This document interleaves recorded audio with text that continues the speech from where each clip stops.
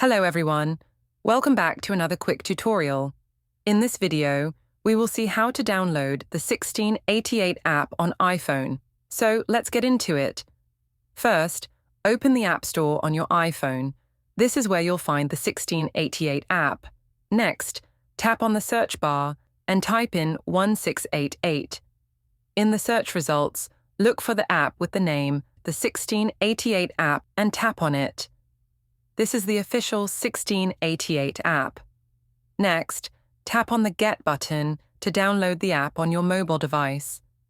You might need to enter your Apple ID password or use Face ID to confirm the download. Once the app is downloaded, tap on the Open button to launch the app.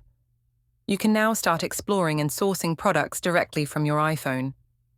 And there you have it. If you found this video helpful, don't forget to like and subscribe to our channel for more tutorials. Thanks for watching.